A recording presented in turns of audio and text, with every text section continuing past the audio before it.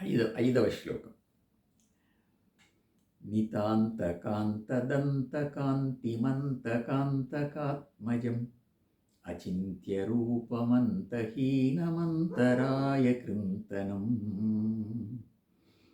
హృదంతరే నిరంతరం వసంతమేవ యోగినాం తమేకదంతమేవ తం విచింతయామి సంతతం.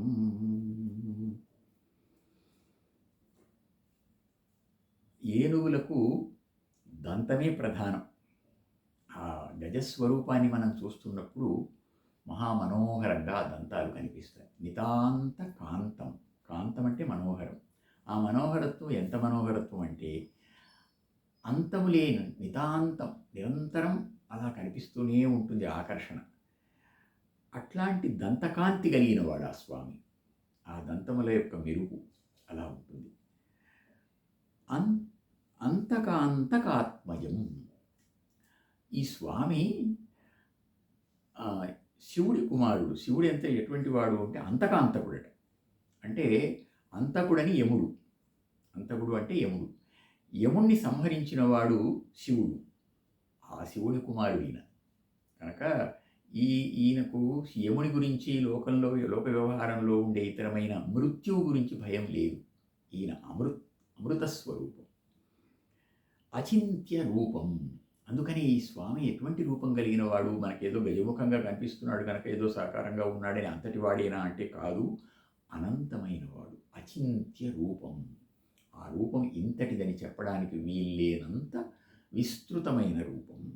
అంతహీనం, అందువల్లనే అంతము లేనిది. ఆ రూపం మనకు పరిమితంగా మన కోసం వచ్చి ఉన్నా ఆయన అసలు స్థితి మాత్రం అంతహీనం. అందుకనే మనకు ఏ అంతరాయం కలిగినా అవలీలగా కృంతనం తొలగించి వేస్తాడు. అందుకని యోగులు ఆయన నిరంతరం హృదయంలో ధ్యానిస్తారట. యోగినాం హృదంతరే నిరంతరం వసంతం. నిరంతరము యోగుల హృదయాలలో వసంతమేవా నివసిస్తూనే ఉంటాడు. యోగుల హృదయాల్లో ఆయన నివసిస్తూనే ఉంటాడు. తం ఏకదంతం.